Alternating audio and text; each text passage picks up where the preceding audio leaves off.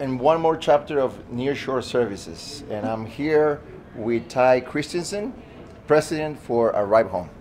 Thank you for being here. You're welcome. And especially, thank you for coming to Guadalajara. Oh, I love it here. It's amazing.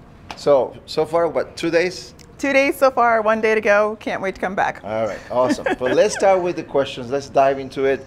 Arrive Home has decided a few months ago to basically use some of the services, nearshore services in this case.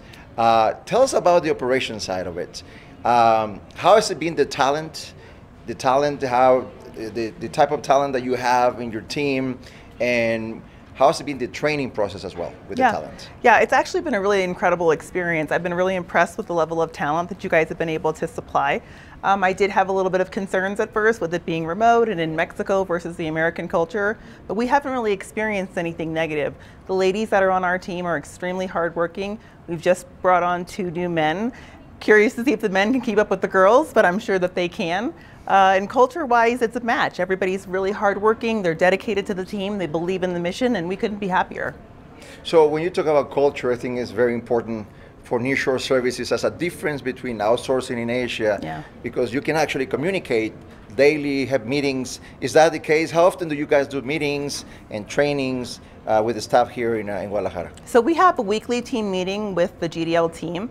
We talk every day, all day. There's not really a time zone difference. It's only 1 hour from where I am, and it's the same time as many of the people that we work with. So corresponding back and forth has been very, very easy, and communication's very easy to free flow. We're able to chat them on the computer, call, or text. Awesome. So communication flows pretty good. Plethora. Now, how many normally? I mean, there's a concern out there with when you use nearshore or outsourcing that the training might take a little bit longer. How is it been working for you guys? How much did it help you, the nearshore facilities, and how much have you been involved in the training? Yeah, I've actually been pretty impressed with the training. The ladies on the team have been very adaptive to the training materials that have been provided. They're able to work very well off the workflow charts and all of our checklists, and we haven't really experienced any difficulties. They're very smart, they're very adept, and they're very quick learners.